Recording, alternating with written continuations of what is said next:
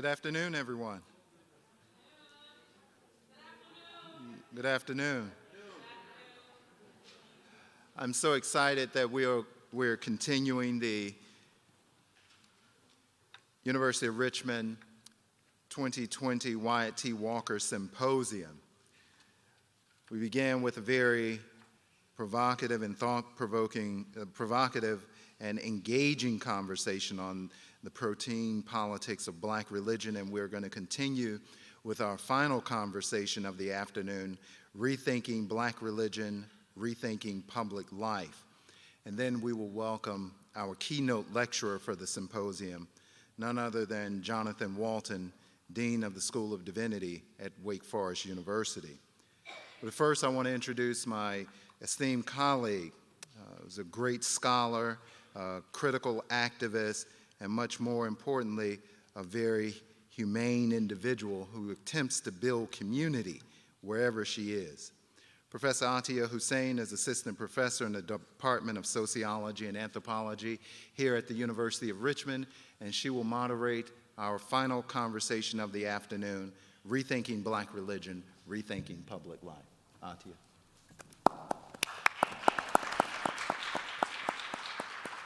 Thank you, Corey.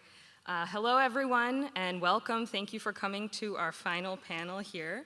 I'm really excited to serve as the moderator for this amazing panel called Rethinking Black Religion, Rethinking Black Public Life. The highly accomplished scholars on this panel have made important contributions in these areas of black religion and public life, both on and off campus. So I'd just like to go ahead and introduce them so that we can have as much time as possible for conversation at the end. Our first speaker is Dr. Tamura Lomax, who received her PhD from Vanderbilt University in religion, where she specialized in black religious history and black diaspora studies. She also developed expertise in women, gender, and sexuality studies, and black British and US black cultural studies. In 2018, Dr. Lomax published Jezebel Unhinged, Losing the Black Female Body in Religion and Culture with Duke University Press. In addition, she organized and guest edited Black Bodies in Ecstasy, Black Women, the Black Church, and the Politics of Pleasure, a special issue in Black Theology and International Journal. In 2014, she published womanist and black feminist responses to Tyler Perry's cultural productions with Paul Grave McMillan, a co-authored, edited volume with Ron S. Manigault-Bryant and Carol B. Duncan. Dr. Lomax co-founded the Feminist Wire, an online publication committed to feminist, anti-racist, and anti-imperialist socio-political critique. Please join me in welcoming Dr. Lomax.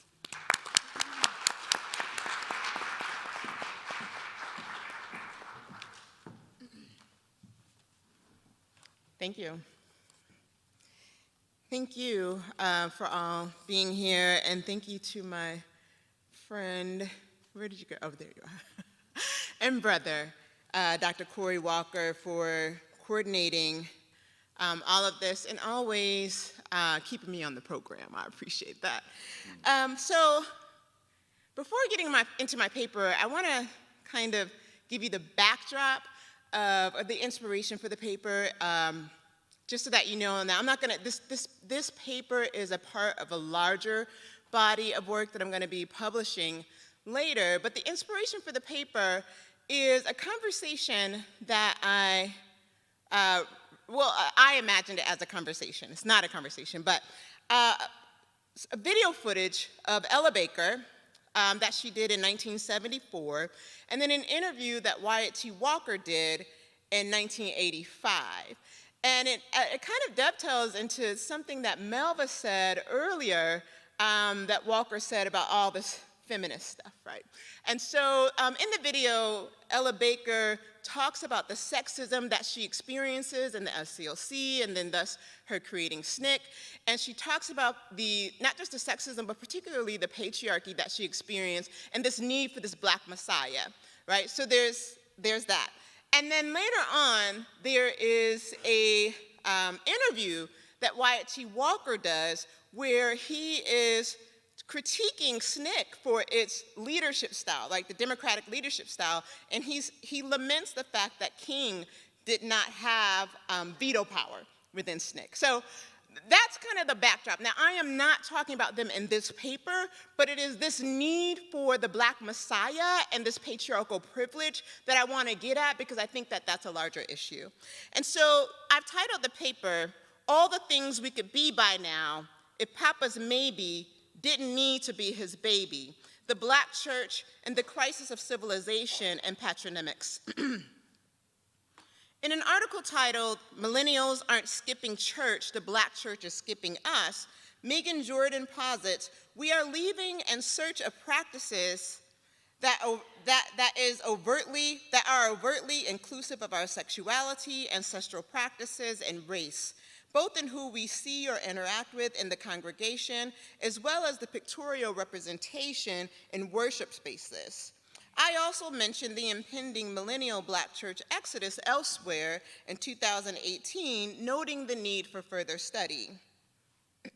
I assert, though over 70% of Black Americans are still largely Christian, over 53% identifying as with over 53% identifying as historically Black Protestant, in other words, the Black church, Gallup and Pew polls reveal a sharp decrease within church participation amongst those between the ages of 18 through 29. So basically, Generation Z as well as millennials. To be sure, millennials are not the first to suggest the Black church has lost its relevance. Just 1 year after Martin Luther King's assassination, James Cone wrote the following: "The rise of segregation and discrimination in the post-Civil War period softened the Black church's drive for equality. The passion for freedom was replaced with innocuous homilies against drinking, dancing, and smoking. Some Black ministers even urged Blacks to adopt the morality of white society entirely, suggesting that entrance into the kingdom of heaven is dependent on obedience to the laws of white society. This meant endurance now and liberty later." In 2010, Eddie Glaude argued, "The Black church as we've known or imagined it is dead." He writes, "The idea of this venerable institution as central to Black life and as a repository for the social and moral conscience of the nation has all but disappeared, due to specifically its conservatism, the politics of different needs and consciousnesses, and the routinization of Black prophetic witness. More, it is no secret that Black Lives Matter's, BLM, activists unapologetically rejected the Black church, its theology, its politics, and its heterosexist patriarchal leadership structure. It is quite telling that one of the first major organizational actions was the Black Lives Matter's Freedom Ride to Ferguson, Missouri in 2014, which fashioned itself after the 1961 Freedom Rise coordinated by SNCC activists mentored by Ella Baker and Carr. Equally telling is that Black and Black queer women, Alicia Garza, Patrice Kahn-Coolers, and Opal Tometi coined the phrase Black Lives Matter and stood out as symbolic movement leaders, and more, that an out Black gay man like Darnell Moore helped to coordinate the ride. While Black church pastors such as Tracy Blackman, Starsky Wilson, Mike McBride, and others were active in the BLM movement, it was clear early on that this was not a Black church pastor leader-centered movement, nor was it our parents' civil rights movement. BLM represented an intentional structural shift away from the middle-class respectability, hegemonic gender ideology, sexual politics, heteropatriarchy, and Black Messianic leadership that so marked the 19 civil rights movement. And if one looks closely enough, she will see not only Baker's influence, but remnants of her and SNCC's frustrations with King and the Black church. According to Baker, King personified the talented 10th Messiah trope despite his lack of experience. This in mind, though King believed women were smart and at times useful, the movement was to be led by the most talented men charged with bringing out the best in the masses. All of this said, the black public has been pressuring the black church to necessarily rethink its theology, social vision, and leadership for decades. However, if we want to see change in terms of sex, gender, and sexual politics in particular, each of which I'd like to argue informs respectability, conservatism, representation, and heteropatriarchal leadership, and all of which shape social vision, interest, influence, and activity, it is imperative to explore the black church not only hermeneutically, but how it was signified during the colonial situation and how it has responded to contact and conquest. While neither black existence nor the black church can be totalized in the colonial situation, honest talk about its significant break provides clues for what went wrong and the way ahead. This in mind, this paper argues this: the black church is not dead, it is very much alive, however colonized. That is, though black religion is innately plural with a multiplicity of black cultural forms, encounters, and articulations, and while it transcends institutionality, pivotal to North American black diasporic people making sense of their lives is the historic black church, which remains both a significant conductor of the moral line and a source of knowledge production for black life. For many civil rights workers, the black church was not only an extended family or source of spiritual and intellectual formation, but also one of the introductory vehicles for black consciousness raising and social protest. Ruby Sales posits the black church was the soul of the 19th civil rights movement. It was what kept the movement going and what kept activists both committed and sane. And though King maintained social movement was always led by only a militant minority within the black church, as Wyatt T. Walker reminds us, the black church is still one of the largest sources of economic and organizing power. What I'm trying to get at here is black social movement needs the black church, just as the black church needs social movement. Simultaneously, however, its relevance requires confrontation with the pervasive, civilized, primitive epistemology of contact conquest. That is, the black church remains a valuable asset, but it is in need of a revolution of values and a reimagining of the prophetic witness.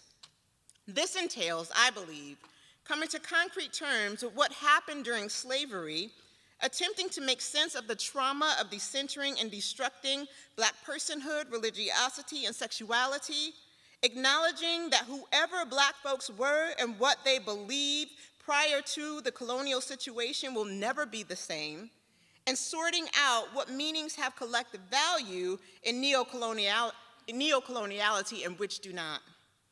This in mind, this paper focuses specifically on what Charles Long refers to as the crisis of civilization, and the black church's theological and political devotion to cisgender heteropatriarchy, both of which open out into a range of other problems, for example, middle-class respectability, hegemonic gender ideology, Puritan ideals of sex and sexuality, and ultimately black messianic leadership. Going forward, I make the following moves, brief moves. First, I engaged Charles Long to explore how othering produced the initial context for crisis which haunts the black church contemporarily. Second, I examined the work of Hortense Spillers and Saidiya Hartman to investigate the response to said crisis. And then third, I conclude with very brief suggestions for the way forward. So a great deal of what critics have said is wrong with the black church is rooted in how black folks and their religion were othered during the colonial situation. In significations, signs, symbols, and images in the interpretation of religion, Charles Long posits that the combination of conquest, trade, colonization, and enlightenment methods and epistemologies paved the way for racial theories and oppressive strategies that created religions, cultures, and people anew. In an attempt to formulate a science of the human, the West analyzed cultures in terms of their religions, ultimately signifying quote-unquote foreign and quote-unquote exotic cultures as quote-unquote irrational, the latter of which supposedly represented the early stages of human development, namely those especially ripe for supplanting the quote-unquote rationality of modern thought and life. However, as Long asserts, the ideological bias of the West simultaneously revealed analytic and methodological problems. Primarily, the diversity of the human was lost. More, Western ideas of rationality, order, morality, and normality were mapped onto Black religions and people, thus invoking a structure of civilized and primitives, with the West presupposing itself as the locus of an ordered and centered intelligence in human consciousness, while also projecting onto the Africans' innate savagery. More precisely, the concerted effort replete with methodological historical events, heroes, and others to construct a race, sex, and class-based truth in the New World concretized ideas of Black inferiority and pathology, rooted in notions of human, religious, gender, sexual, physical, intellectual, and other differences. The Black religious and communal response to the projections of primitivity, irrationality, and immorality were numerous. Yet, they also included appropriations of Western ideas, epistemes, symbols, strategies, representations, values, linguistics, and, in many cases, a particular investment in and assimilation of gender ideology, sexual politics, and Puritan ideals, in which the Black church played a very significant role. To this end, any discourse on Black religion, including its cross-pollination and variety and/or its marginalization of ancestral practices, must take this into account. But more, and to the point of this paper, critical discourses on the Black church, respectability, and/or sex and gender ideologies and politics requires us to begin with a suspicion about three things. One, the modes by which the primitive other came to be. Two, how language, epistemologies, representations, laws, meanings, and dichotomies were projected onto Black flesh. And three, how such structures eventually demanded allegiances to the Western project. That is, if one wanted to be seen and treated as human. Essential to the symbol of Western civilization and civilized primitive dialectics is heteropatriarchy.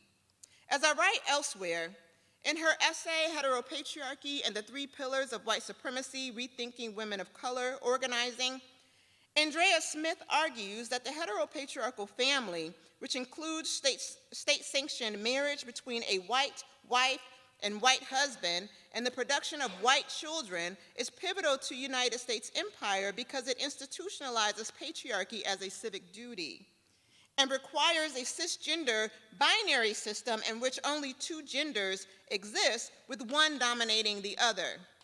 Simultaneously, it naturalizes heteropatriarchy and more specifically white male domination. That is, if the heteropatriarchal family is in crisis, so is the state and so is the moral order. Similarly, Black access to normalcy, moral order, and ultimately empire has required a construction of a Black heteropatriarchal family as well as an other. And because anti-Blackness in America is unexampled, intraracial otherness is typically defined against sex, gender, sexuality, appropriateness, and respectability.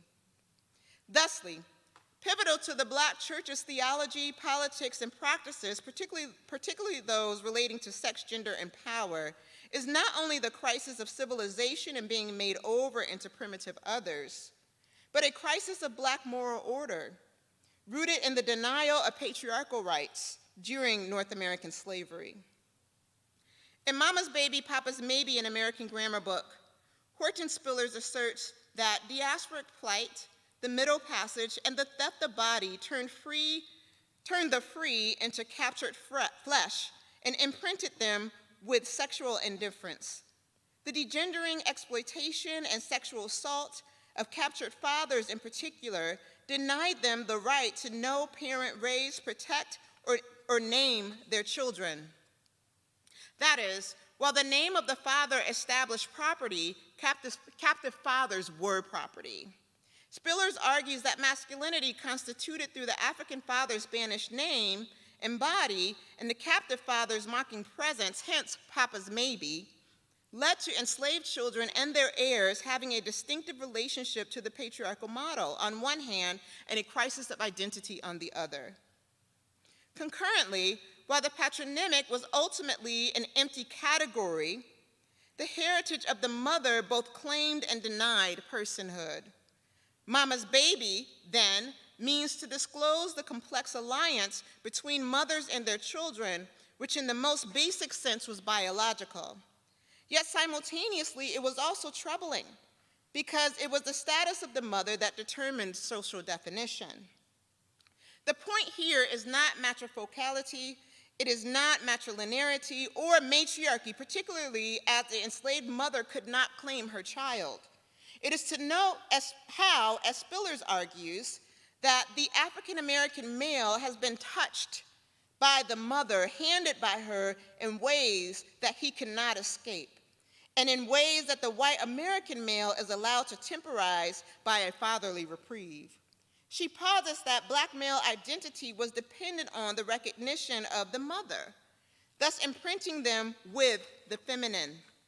And although the latter is a social construct, what Spillers is ultimately getting at is a hopefulness that there is something within the collective Black male body that will help them to recognize and to love Black women as opposed to further othering them. And this is interesting to think about in terms of the rampant homophobia, sexism, trans antagonism, and heteropatriarchy in Black churches, and more in terms of the persistent need for a Black messiah in social movement. I think the work of Saidiya Hartman does in Lose Your Mother, A Journey Along the Atlantic Slave Route, is insightful here. Hartman asserts the slave trade forced the enslaved to lose their mother, or more specifically, to lose their country, kinships, ancestors, identities, and histories, meaning to lose your mother was to become an orphan and a transaction in the market that slavery built, determining which persons would be expendable and which would not. Concomitantly, however, it was also the market that established the stamp of commodity which would haunt the maternal line. Thus, in freedom, establishing patronymics became aspirational and the matriarchate deficient, and for some, delinquent. Robert E. Park, Patrick Moynihan, E. Franklin Frazier, and others dominated the literature on the Black family post-slavery, noting how the family was weakened due to slavery oppression and the absence of Black fathers, and how they produced weak males because of the like. These sources, though anti-Black and heterosexist, tell us something about the perpetual quest to establish strong cisgender heteropatriarchal Black manhood and messiah-like leadership, while simultaneously dispensing of other identities and social needs. Hartman thus presents an interesting opportunity to explore the loss of the mother, or more specifically, the expendability of Black women and the demonization of the feminine post-slavery. Whereas the mother serves as a reminder of the colonial situation, hence the mapping of irrationality, inferiority, and pathology, accessing the father, hence patriarchy, heterosexism, and ultimately a Black messiah, signifies transcendence and moral order. In closing, the Black church has been dancing between venerating Black women as the Proverbs ideal and losing them as the symbols of moral crisis for over a century. Engaging Papa and Mama tells us plenty about not only Black men's relationships towards women, the feminine, masculinity, heteropatriarchy, but also the attraction to the Black messiah trope in Black religious and movement spaces. Accessing the power structure meant solidifying Papa's place in the heteropatriarchal project. Concurrently, it meant losing and or marginalizing Black women as well as simplifying complicated sex and gender ideologies, identities, and politics. This deserves much more attention than I can give here. But briefly, I want to suggest that we begin with honesty.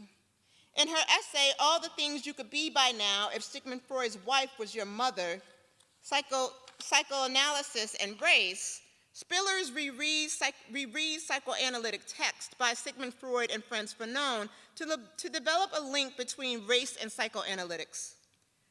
Completely disinterested in the curative function of psychoanalytics, Spillers argues that the dozens, or rather your mama jokes, hence what if Freud's wife was your mother, disclose conscious and unconscious elements in the mind as they provide an opportunity for not only brutal honesty, but getting at an ethical self-knowing, which we come to know through unsuppressed and uninhibited talk, honest talk.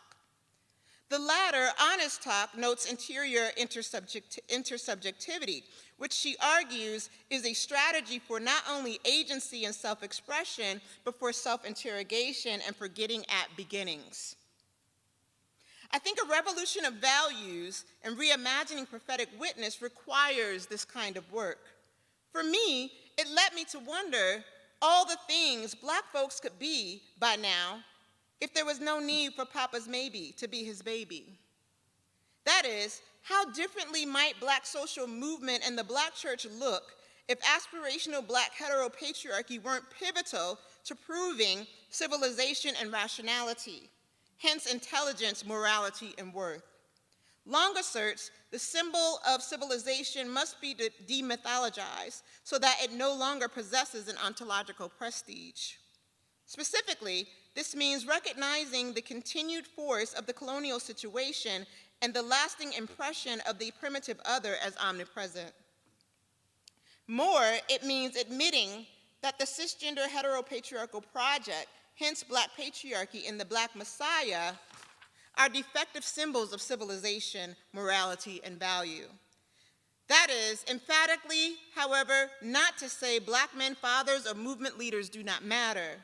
It is to say that the primitive project was a lie, that neither patriarchy nor heterosexuality have humanizing powers, and that the Black moral line rooted in patronymics must be dispossessed. But also it is to say we must collectively go back and get the mothers and all of the others on the margins and thus make room for the politics of difference. That is, different ways of knowing, different ways of being, different ways of loving, different ways of having consciousness, all of which give meaning to social movement and Black thriving. To be clear, the legitimacy and relevance of the Black Freedom Project and the Black Church rests not in Black middle-class respectability or a Black Messiah. It lies instead in our collective breaking up of the world in which we inherited. And more, it lies in opting not for stale tropes or mere representation, but rather a cooperative and connected democratic ecology.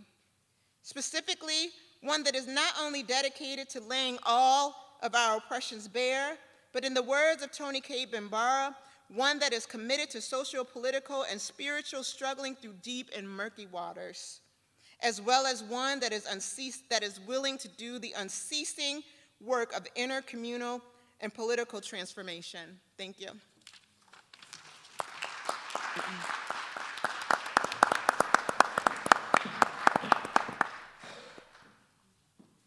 Thank you so much for that. Our next speaker is Dr. Sylvester Johnson. He is Assistant Vice Provost for the Humanities and Executive Director of the Tech for Humanity Initiative at Virginia Tech. He is the founding director of Virginia Tech's new Center for the Humanities, which is supporting human-centered research and humanistic approaches to the guidance of technology. His research examines religion, race, and empire in the Atlantic world, religion and sexuality, national security practices, and the impact of intelligent machines and human enhancement on human identity and race governance. In addition to co-facilitating a national working group on religion and US empire, Dr. Johnson led an artificial intelligence project that developed a successful proof-of-concept machine learning application to ingest and analyze a humanities text. He's the author of The Myth of Ham in 19th Century American Christianity, a study of race and religious hatred that won the American Academy of Religion's Best First Book Award, and African American Religions, 1500 to 2000, an award-winning interpretation of 5 centuries of democracy, colonialism, and freedom in the Atlantic world. He is a founding co-editor of the Journal of Africana Religions, and he has also published The FBI and Religion, Faith and National Security Before and After 9/11. I'm reading that book right now, and it's really, really good. I have the UR Library version, so if you want to read it, please do not recall it from me. Just give me a little while longer. So please join me in welcoming Dr. Johnson.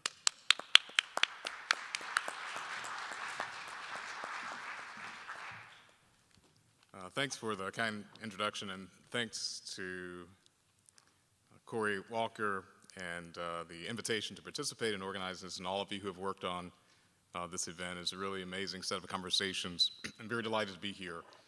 So I am gonna try to stick to about 12 minutes, and so someone else can have some of my minutes if we had a little more time than that. And I want to talk about the relationship between state racism and militarism and the context of the Poor People's Campaign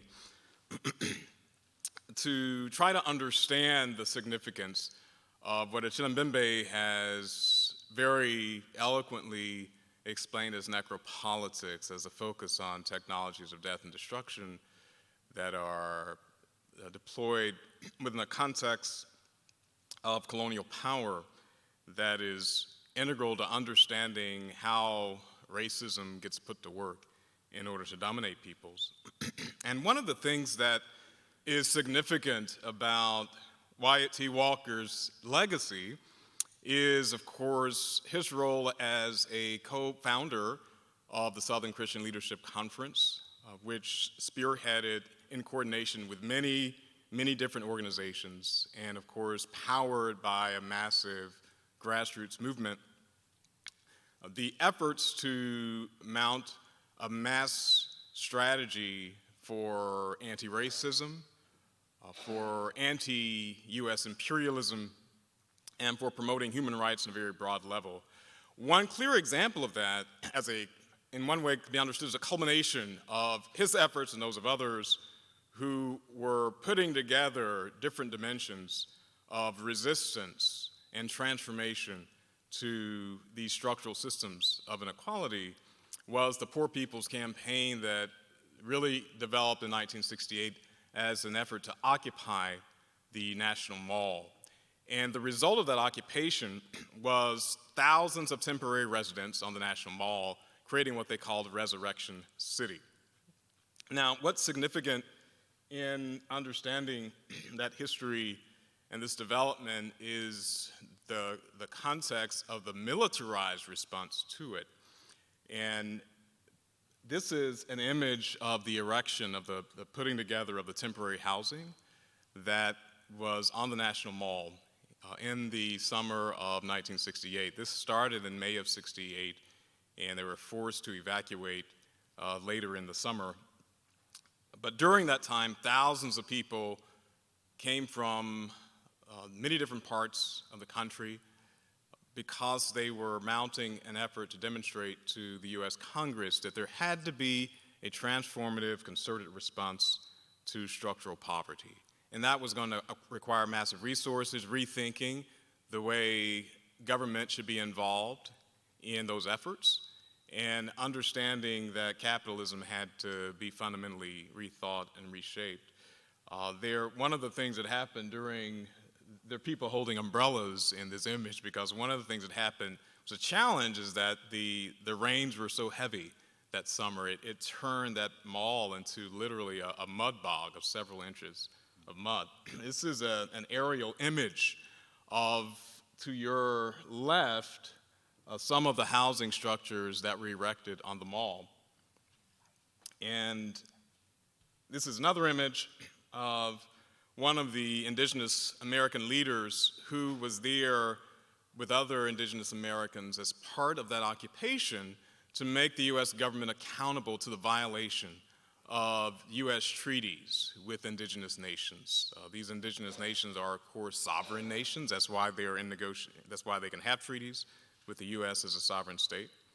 But those treaties were repeatedly violated, and shortly before this occupation, the U.S. Supreme Court had actually ruled that it was constitutional to violate treaties by denying indigenous Americans the right to fish on their own lands using nets as something that they had practiced for a long time.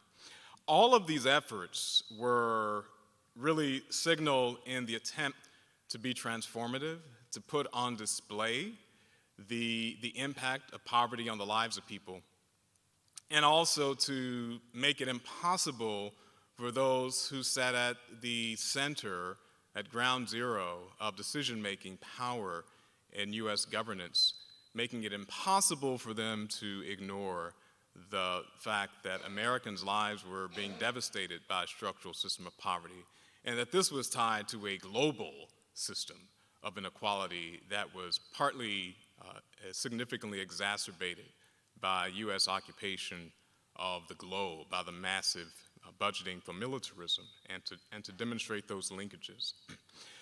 Now, this was 1968.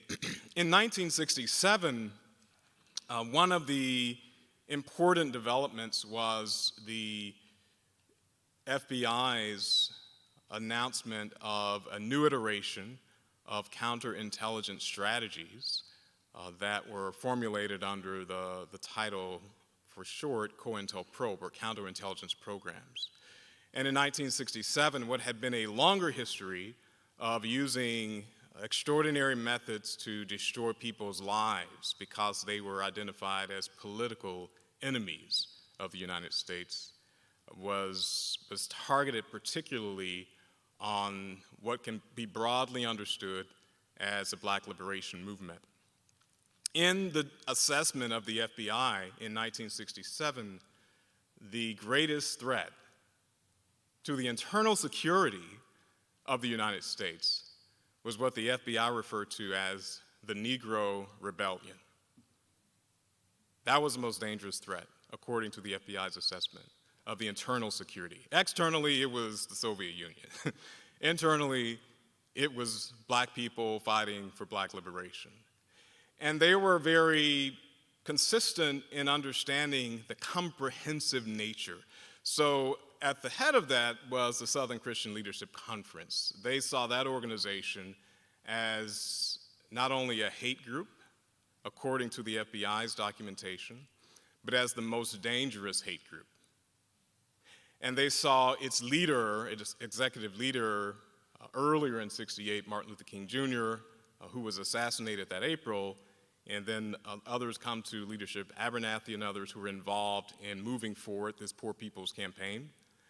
But they saw that organization and its leadership as being most dangerous. But more broadly, what was very clear from the FBI's assessment is that when they said this was a Negro Rebellion, what they understood is that there was something systematic happening against many different dimensions of efforts for liberation. The importance of understanding the linkage between state racism, militarism, and this Poor People's Campaign is partly compelled by the fact that in 1967, the FBI began to lead the creation of militarized policing. And so using special weapons and special tactics as instruments of repression in police departments was a new form of state power that was part of a global movement. This is not just the United States. It's happening throughout the world. But in 1967, what came to be known as SWAT, Special Weapons and Tactics, SWAT was specifically devoted to destroy what the FBI was referring to as this Negro Rebellion. Many people who study this issue have pointed attention to the use of recruiting former military personnel to do pre-raid dawns. So the murder of people such as Fred Hampton, for example, is a coordinated effort between the police and the FBI, who was a political enemy of the United States. He was not committing crimes. He was fighting for human rights. He was unusually effective at building alliances across different demographics, which was why he was seen as such a dangerous threat to the mainstream and why he was assassinated. But that was one of the consequences of those efforts. In other words, in '67, policing takes a significant turn in moving from having tactics that are more attuned to policing civilians to engaging people through military strategies and military weapons and military paradigms as enemies of a state. And that was significant. As I said, this was a global shift. This was nation states, sovereign states, turning military strategies onto citizen populations in order to destroy these movements. So by the time you get to the Poor People's Campaign, it's clear from the intelligence records that have been declassified now, the response to very poor people setting up camps that were shanties. So you see these images. These were very delicate buildings that barely kept people dry, that had no running water and no electricity. It was treated as a foreign military invasion.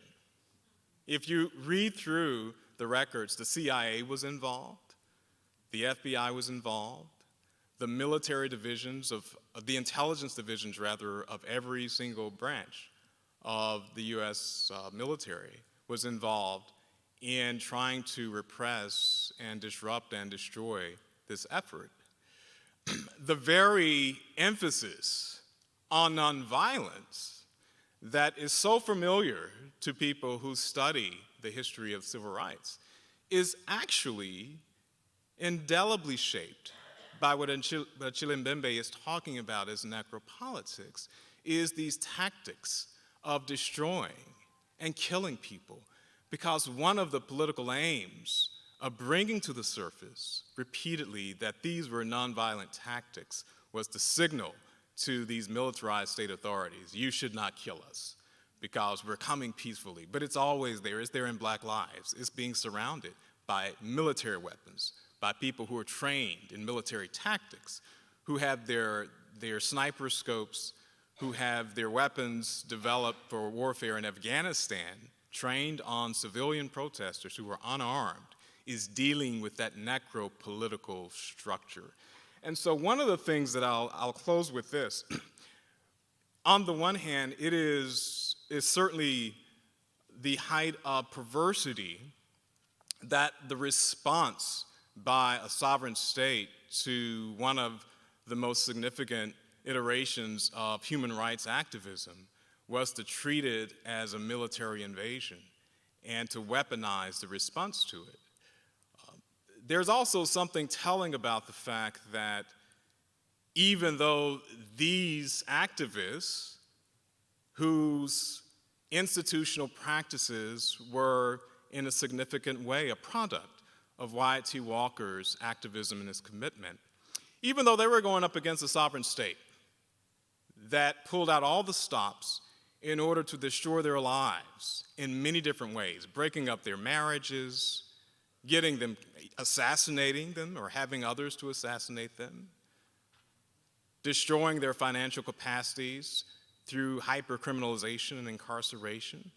It's amazing, if you're an activist and you become homeless, how that destroys your ability to do your work. They knew that. They used all kinds of ways to destroy people's lives.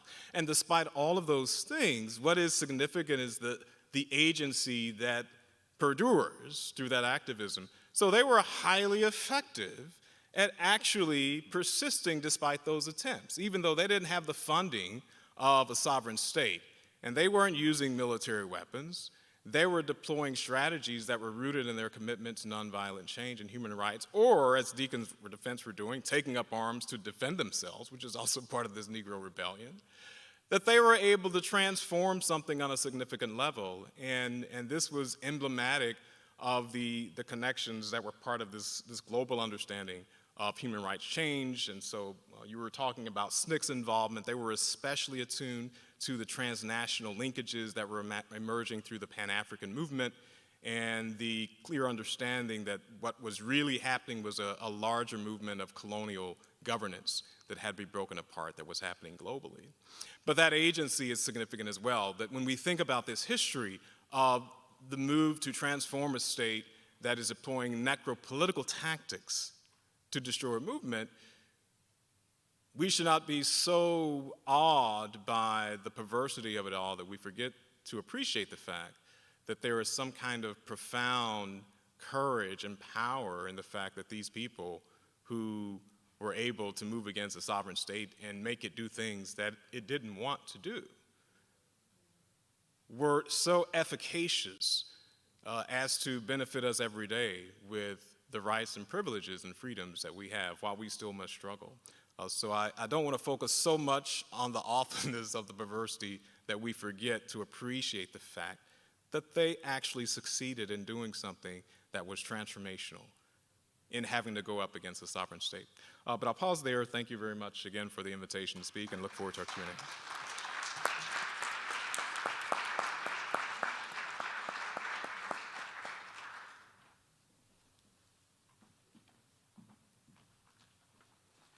Thank you. Our final speaker on our panel is Dr. Greg Carr. He's an associate professor and chair of the Department of Africana Studies at Howard University, an adjunct faculty at the Howard University School of Law. He holds a PhD in African American Studies from Temple University and a JD from the Ohio State University College of Law. His research and teaching interests are Africana Studies normative theory, Africana intellectual history, classical African history, and African American nationalism. His publications include Towards an Intellectual History of Africana Studies, Genealogy and Normative Theory, and You Don't Call the Kittens Biscuits, Disciplinary Africana Studies and the Study of Malcolm X. That's just a really good title. He is a widely sought-after commentator, having appeared in a variety of print and electronic outlets, including the New York Times, Le Monde, USA Today, MSNBC, National Public Radio, WHUR, WHUT. Well, I have one last thing to say. Okay. I have one last thing to say, and I think you might appreciate this, though. The last thing is that we have, some of you may have heard, that we have students who this week have submitted a proposal for a Department of Africana Studies here at University of Richmond. And since I said the words Africana Studies like 8 times in this bio, I thought it might be a good time to say that we're modeling the work here, and this is great. So, thank you. I appreciate you. Thank you. Thank you. Thank you. How's everybody doing? I didn't mean to scare you, Atiya. I was just like, wow, I can't stand that. The thing I think I'm most proud of, I didn't have in there because I broke the rule and didn't send it, I'm sure, is we were able to get the first mandatory high school course in Philadelphia for African American history. They have a course there. We did a curriculum framework for that, and now in D.C., my good brother, Councilman Kenyon McDuffie, introduced some legislation about a week and a half ago to try to get that done in D.C. So very happy about that, because I'm primarily a classroom teacher. So thank you, Atiya. I appreciate that. I tried to abbreviate it, but I'm glad. Y'all, hey, look, if y'all need some help with that program, you got a whole lot of people got your back. And these students are here. We with y'all. You know that. Yeah, no question. We need it. As the United States falls apart, we're going to need some places to think about what happens as the state fractures. Brother Johnson, you said it right, brother. Sovereign state. I don't know that this is a nation, right? We talk about it being a nation, but I think that's part of the problem, right? But we talk more about that. I'm going to keep very tight. I put my phone in the bag to keep it deliberately away. So I've got my eye on the stop and watch now of this second hand of this watch. Thank you, Corey. Thank you, of course, always, Brother Walker, for the invitation to come and participate. I'm glad to be here at the University of Richmond. See a lot of my friends, and I heard the Howard tribal call, so you know that HU, you know. I'm a field, I went to Tennessee State, so I get to work at Howard. I don't know that I could have gotten in when I was a college student, but they let me work there. So I'm going to keep my remarks brief. In fact, as I was sitting here looking back there with my very good friend, Claudrina Harrell from University of Virginia, was looking at this thing here, and I had my pointer. I was going to give it to you, Sylvester, but I saw you had one. I figured you'd have used it if you wanted it. Y'all see these designs up here? I guess that's supposed to be a gesture toward stained glass, but I thought, man, that could be a good way to just be a synopsis of what I'm about to say, because it always looks like the hull of a ship too, right? So you know what I'm thinking, right? And I'm saying, if that's the forward hull, I guess the rest of it would be down here. And thinking about, I mean, Prof, you mentioned Saidiya Hartman. I'm thinking about Christina Sharp in the wake, right?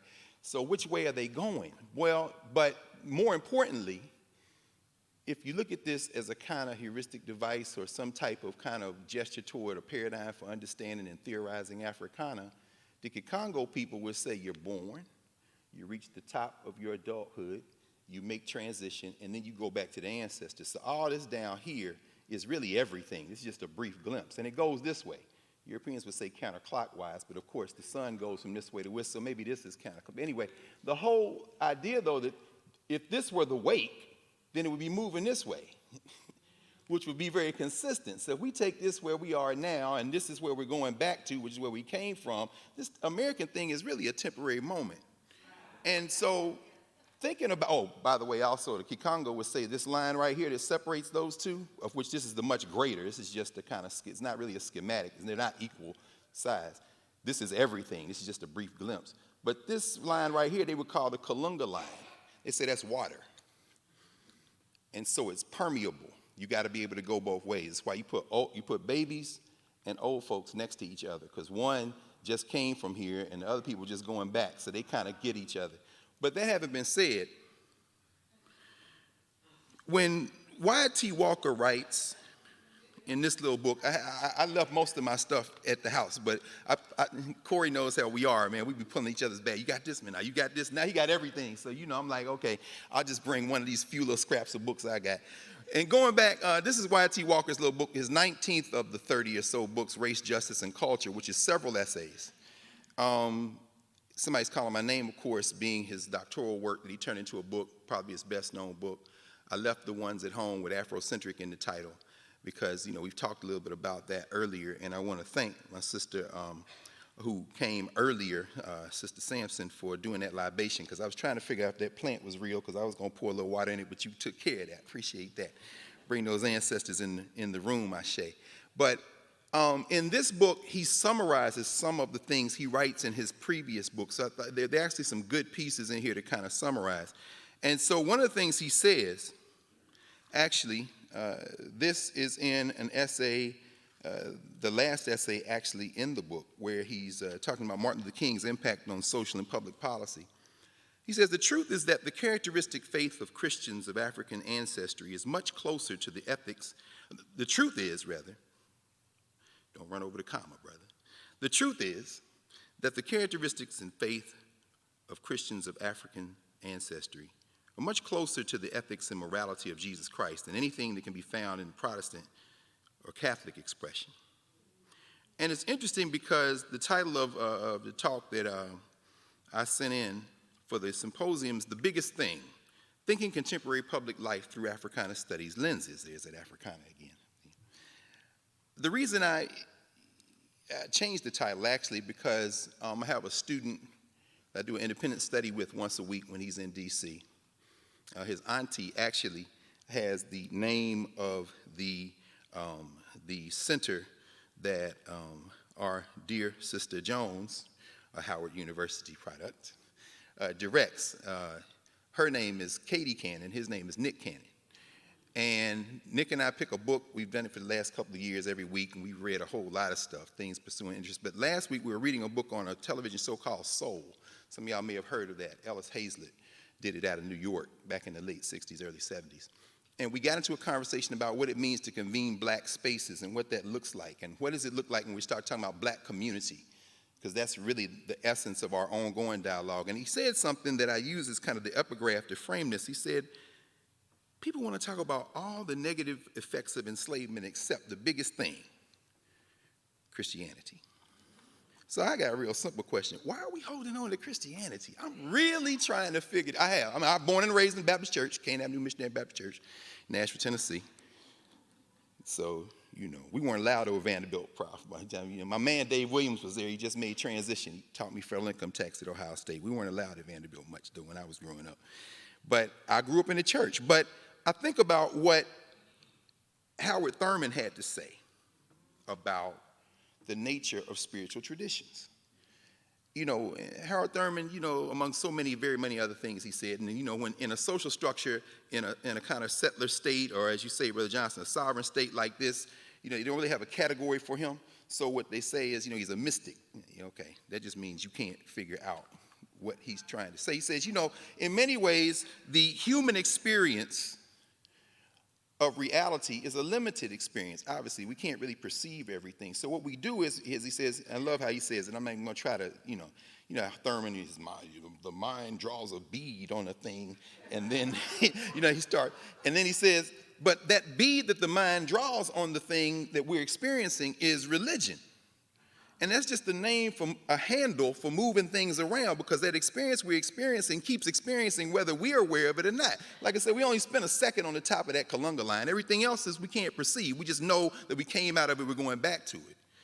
And so what are the drawbacks of Christianity? And I think Y.T. Walker, like Jeremiah Wright, my friend Jeremiah Wright, who I saw a couple of weeks ago in Chicago, and have this conversation. It's always interesting to talk to ministers when they're not in a space, to talk to women and men. I was at Temple St. Time, Katie Cannon was there. So, when they're not talking to people in public, when you're just talking to them, and the revelations they make, yeah, bro, I know that's just a story, but these people wouldn't come to church. In other words, all these conversations, well, can we talk about that in public? We're in Virginia, right? This is Black History Month. Carter G. Woodson, it just occurred to me in Miseducation of the Negro, he said, maybe black people should stop studying the Greeks and Romans so much and actually try to figure out why people were so mad at John Jasper when he preached the sun do move and Negroes listened to it, right? He's buried somewhere around here. He wrote that in the Miseducation of the Negro. But my point is that in this conversation, we ask what are the drawbacks. When Howard Thurman says that, we understand that Christianity is just a handle. On the 55th anniversary, as we heard earlier, of the assassination of Malcolm X. And, I grew up in the church, but I don't go to church except when I feel like it. And when I go, I know the protocol. I know how to establish proper protocol. I know the rules. But at the same time, I'm not caught up in the story in the same way. And every time they talk about the Egyptians and Pharaoh, I cringe because, my language for my PhD was hieroglyphs. Yeah, I wear an ankh ring, so the young kids would call me a hotep, and I laugh at them and say, yeah, write that in the glyphs, translate it, and then I'll take you seriously enough for your label to, have a conversation with it. But anyway, and then we teach them the language, and they realize that that very necessary critique of patriarchy, which is extremely necessary, shouldn't be confused with an attempt to tap into those genealogies. That's what Woodson was talking about ultimately. That's what I think that's where we get in the problem. We start talking about what Y.T. Walker is talking about in this text and many others when talking about being an Afrocentric Christian, which I wonder if it's oxymoron, but we don't push past that label to get into the deeper conversation. So I'm going to wind this up in a second so we can have a bit of a conversation. I want to read a few passages from what I wrote, because I did write, but I figured it'd be easier to talk a little bit. The challenge, one of the challenges we have in terms of the drawbacks of Christianity are the struggle over the racialization of the text. Now, race science we know doesn't work. You saw Richard Dawkins doing all this foolishness over the last couple of weeks, and there's a new article on Stephen Miller is coming out in the New Yorker next week about this race. And anytime you start talking about race, then you got to talk about race categories, statistics, demographics, whatever. When you're separating by race, we say race is an illusion, except it does have a social force and reality. I think the first person who taught me that in a way that stuck was probably Lucius Outlaw. He was at Haverford at the time before he came to Vanderbilt. But in that conversation about racializing the text, the question comes, is it possible to have race and not have a hierarchy? So when you're othering, if you think you're the best, you're going to have a hierarchy. Maybe it's possible not to. I know we theorize about it, but then we go out in the world and live a very different thing than we theorize, so I wonder. But anytime a text has been created like the Christian Bible, and there are people in here who know much better the origins of the Bible than I do, can you really use that as a tool of liberation?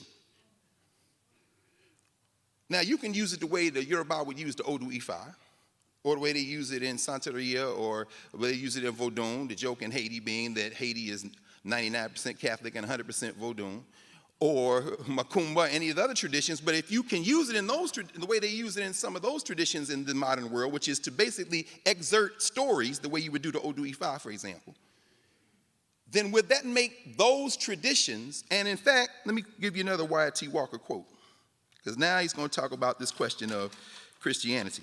Y.T. Walker says that the question of Christianity is really a question of Africanizing Christianity, not Christianity becoming a form of black Christianity. No, he said that the Africans Africanized that tradition. Now, if that's true, then we understand why black people get caught up, in the Old Testament with these stories of revenge and God punishing people and things like that. It's always about struggle, which is why when we think about social gospel, the way that Y.T. Walker is talking about it, we're really thinking about a tradition of struggle that is tapped into this notion of collective movement, not the individual. And that's where I really want to kind of win to an end in this for a second. With the next question, is the African subject possible to imagine in its fullest sense in a Christian framework? That really, for me, is the question. Y.T. Walker writes, not only did the church sanctify slavery, but it ordained on theological grounds that there were New World Africans who were less than human and thus beyond the pale of conversion to Christianity. A later accommodation was made in the early 18th century as part of the strategy to make better slaves, and the Chachism was introduced to convert the heathen. Then he says, what happened after that? The opposite happened. The restlessness, runaways, and rebellions increased. Then the stringent prohibitions were placed on any and all religious practices of the slave populations. That's what he writes. The rejection was theological, sociological, and political. That's what I'm saying. Like the music, which is why when you see Walker, he's really talking about the music. When you hear Wright, he's really talking about the music. When you hear these women and men in the contemporary church and in contemporary Christianity talking about music, they're talking about the way that we use music as a kind of subversive act. But like the music, the politics cannot be reconciled. You can't reconcile the musical traditions of African people with the musical traditions of the settler colony. They kind of crumble when they're confronted with that, and they begin to conform or adapt elements of that African expression. I mean, look at the Haitian Revolution. These are Catholics, but they create Vodun, and you can't build a bridge from Vodun to the French. And they're very proud of that. And in fact, that becomes the spiritual foundation for their revolt. And if you look at the civil rights movement, you really see that as well. They're singing these songs. We can all sing these songs. Y.T. Walker said they're singing "We Shall Overcome" all over the world. Yes, but underneath that, there's a cultural logic that isn't. That's right. The ancestors sing. Ancestors like, yeah, no, I'm going to wrestle with Christianity, bro. You can't stop me. I love you, bro. About to wind to a close. But you can garner pieces of it. It's not without its complications and its contradictions. There's not one way of being black any way that there's one way of being human. But that center, that force that's underneath that cultural force that's animating these politics can't be reconciled. If it can't be reconciled musically, then how can it be reconciled theologically? It's like Marvin Gaye or Shaka Khan singing the national anthem for the NBA. They were trashing Shaka Khan. Did y'all see that? The young people trashing Shaka Khan on social media, and I'm listening to her sing it, and I'm saying, that sounds like a long meter hymn. The national anthem was not written to be sung in a black style. At least Marvin Gaye had the sense to rearrange it so that he just entered it with the beat already playing when he was out there in LA. Shaka Khan made the mistake of trying to sing it the way it was written and taking it to gospel. It's not going to work. We can't think of Africana spiritual traditions through the same normative lens. Let me wind to a close. In the absence of any prescribed formula, we're back to Walker again, as to what is done and when, the music and the companion ceremony have been the key to the orchestration of events and the primary preservative ingredient of tradition. So he rides the culture in and say that's where you have the preservative elements of tradition. That's where you find it, it seems to me, in the church. In other words, look toward the culture. And I wanted to raise one other point and then sit down. These are just some points I'm taking out of the conversation because I want us to have some conversation, and I'm mindful that we got a little bit behind, so I want to help us catch up. This is where I think it gets real complicated. He writes a piece in here called the Sterility, there's a section called the Sterility of Western Religion. And what he says is, this is the last quote, there is no fundamental commitment in their, meaning Western, individual God relationships to fight racism. The reality is that the practice of religion in white America is sterile. It has neither the power nor the will to do anything about the establishment of justice and peace in the land. I'm not a theologian, this is me. But the perspective causes me to ask whether Page Henry, one of Corey's old colleagues at Brown, philosopher, has it accurate when he asserts in Lewis Gordon's edited volume, Existence in Black, that it was the introduction of this individualistic, faith-anchored, salvation-centered paradigm that ruptured African spiritual traditions. Seti Robinson, a little bit later, contrasts the black elite with the black masses by saying that the latter's traditions are communitarian rather than individualistic, generally speaking. Derek Bell cites Ralph Brunch in saying that the desegregation of public sectors benefited the elites, who would then negotiate for proximity one by one. This is the legal strategy that undergirds what Charles Hamilton Houston was talking about in the 30s when he said there should be a right to a job. Risa Goluboff, the dean, is he still the dean at University? Thanks, me. Still the dean of School of Law, University of Virginia, wrote a book called The Lost Promise of Civil Rights. He said the civil rights strategy initially involved Houston and them arguing there should be a right to a job, there should be right to shelter. We should be able to read that through the 14th Amendment. We should be able to read that through the Constitution. And the pushback came from civil rights lawyers who were also with them that said, no, we should talk about individual rights, which is really a concept that the elite could use for access. And it seems to me that that is what Page Henry is saying when they got out those boats and they told him, look, forget that other side. There's a guy who can make sure you live forever, and it's not guaranteed when you go back across that Kalunga line. And so once you can get into people's mind that one by one is how you save yourself from non-existence, you'll come running saying, what must I do to be saved? And I really don't think that that's reconcilable with the traditions these Africans brought here and continue to try to preserve, particularly through the culture. But I hope we have a little bit of a conversation about that. Thank you.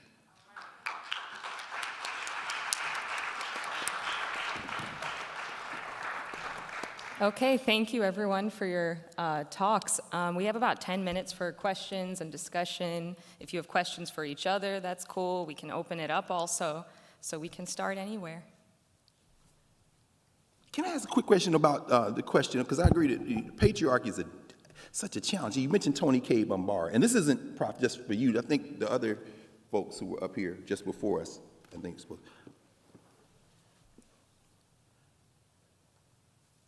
we were talking about Tony K. Bambara about 3 weeks ago in D.C. We did a seminar on how to read Tony K. Bambara. And this notion of how we ground it in collective work. Prof, we were talking earlier, and this is the last thing I'll say. The question of, like, for example, male leadership in the church. How do we deal with that? And when Y.T. Walker says, yeah, women, you know, it was the women in the church that didn't want this woman, I'm thinking to myself, among the Ashanti, for example, West Africa, Ghana, the Queen Mothers picked the Asantehene. In other words, the guy out front might look like the leader in the Western paradigm, but that might in fact not be the lens through which we need to complicate and critique the institutions, because in fact, if there's a communal kind of approach, the question of gender, then how do we think, in other words, how do we think through gender in a way that might emerge from the traditions that we had to remix, realizing we're never going back to where we came from, but that we might be distinct enough from where we are that it might require a different type of methodology to theorize things like gender and class, for example. Yeah. Well, I don't necessarily have the answer to that. I think if we had the answer, we wouldn't be here, right? But I think that one of the things that Hortense says that I mentioned is that we have to begin with honest talk. Yes. And the honest talk about what happened in the colonial situation, and what did it mean when we were degendered, right? When black folks, when gender was taken out and we were seen as simply tools, right? What exactly did that mean? What happened to us? What happened to the relationships between black men and women specifically? I have this long quote in my book, Jezebel Unhinged, where I talk about how it matters. It matters that the violences that black women and men experiences happen. It matters that we were put together and taken apart and put with other partners. That matters. It created this kind of hostility, I think, right? It created a hostility, but also this desire to kind of move past what happened without dealing with it. And so you have Black feminists who have for years, and womanists who have talked about the sexual violences that happened on the plantation, but Black men are not dealing with those sexual violences that have happened on the plantation to them, right? In terms of not just them being raped, but then them being a part of rape. There's a scholar who talks about the breeding of Black women in terms of it being a third-party rape, because the Black men also, the enslaved men, did not consent to those activities. And so there's a very deeply rooted culture of violence that we have not yet dealt with.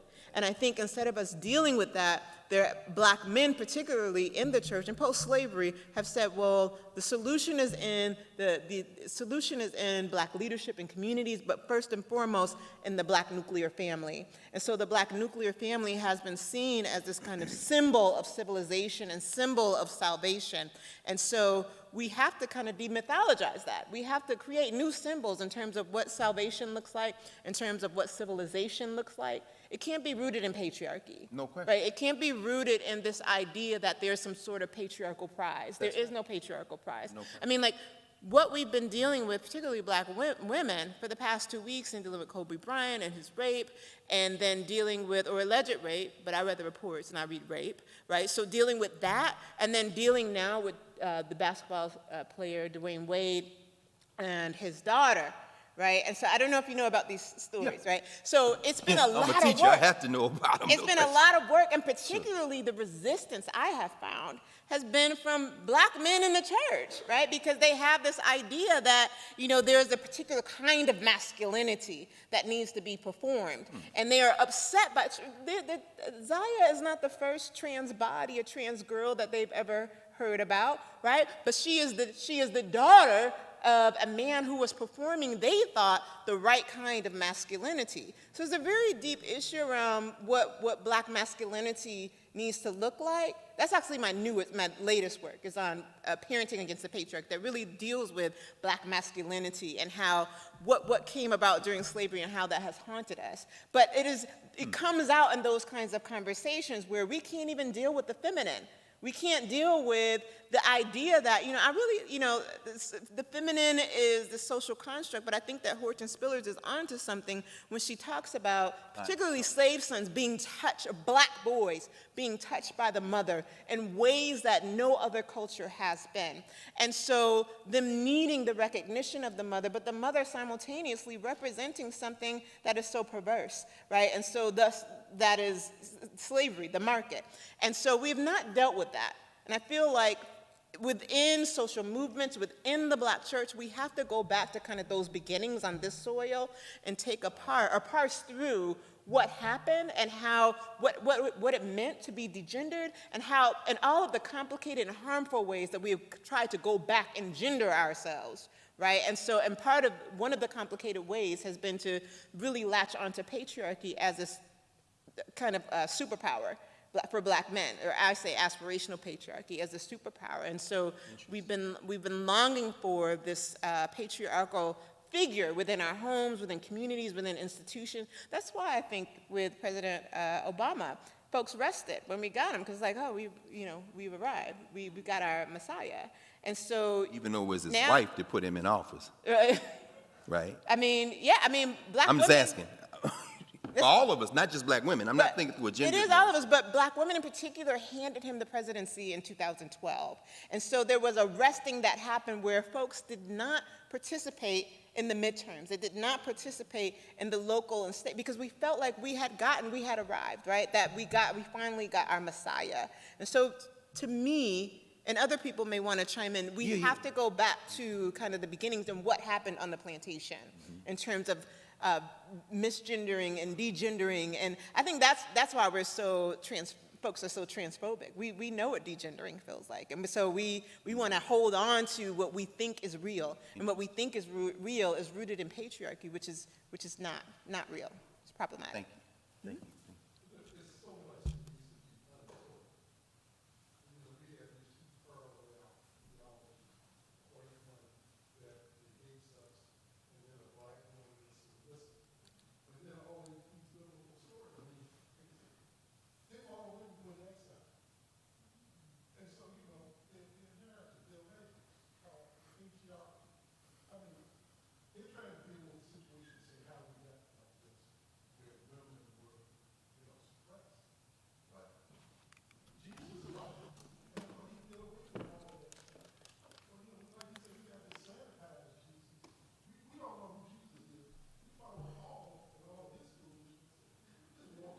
How about that? Mr. Saul of Tarsus, oh, I had a conversion, now let's get this work in. Yeah. Yeah, exactly. Would you follow the police if they turn around and say they were with you? It's common sense, brother. I'm with you. I heard what you're saying.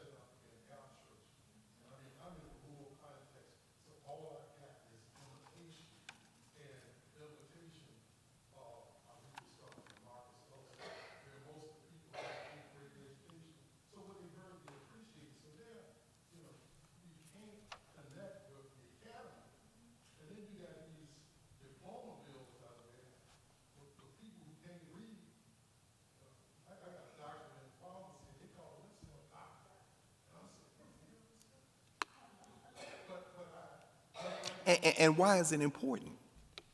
I mean, see, this whole question of class as it relates to, I mean, this is the battle that Alexander Walters is having about John Jasper. He writes, well, Jasper's dead at the time, but they still preaching the sun do move, right? And he writes, Booker T. Washington, like, look, man, I'm trying to get these Negroes to go to seminary, but they all want to go to church to hear the holler and the hoop. He's mad. Bishop Walters is mad as hell. But I'm saying, aren't we doing something similar in a space like this? In other words, this is not a conversation that, you know, our people, I think the farther you go down in the class structure, I mean, take the Kobe example, as you say. I mean, here is Gayle King talking to Lisa Leslie. Snoop reacts, and I'm saying, now to read that, there is no communal lens in this society to read that through. I love that, right, that's right, this honest talk. Where do we have the honest talk about this? Because what you just mentioned, it seems to me, Michael Gomez, writes in Exchanging Our Country Marks, he says, you know, as late as the 1830s, most of the Africans in this country were not Christians. I don't know how he knows that any more than I know who knows anything about the erasure of African memory when I see its iterations right now. But he says that, right? But then he also says that there's a class cleavage that occurs. And he says, in fact, he said it was the assault of black women, particularly the rape of black women, in some ways that was one of the foundational elements of the creation of a black identity. And it wasn't because just the women responded that way. It's because the community, there wasn't a community. Bombara would not marry people outside their people, for example, in Louisiana. But what creates that is there's an attack now on the people, the literal bodies, to use the language you heard earlier, that produce the next generation, regardless of how we think about them culturally in time and space with these various different cultures. But that assault, that violence, that field of violence has been so underthought through. But I think there's some of that echoing in the way that Lisa Leslie is trying to shield and use her response to block, not for Kobe, but for Kobe and his daughter and his wife and their children. And Gayle is not a black woman in that moment, she's working for CBS. And I think so part of the reaction, but if we tease it out as a gendered reaction, I think we missed the opportunity to have that honest talk, because there's a lot of people sitting there nodding their head like, yeah, that was some bullshit. But not for the same reasons that somebody else sitting there saying, yes, because when men, wait, stop. Can we just pause for a minute? We got to think about this different, because otherwise we don't problem solve, it seems to me. And meanwhile, I can tell you right now, I'm sorry, 70% people still Christian? Is that what Pew said? I don't know. Someone was giving a statistic for Yeah. the Black Christians. Good on time? Yeah, because a lot of cats I know in Philly, and I just left the thing last night with the brothers from the masjid and sisters, they go into the mosque if they go anywhere at all. So I don't even know that the church, you know, it ain't dead, is it? Eddie said it's dead, brother. Well, I want to thank all of you. Thank you so much. We're going to take a brief 5-minute break, and then we will conclude with our keynote lecture by Jonathan Walton, Dean of the School of Divinity at Wake Forest University.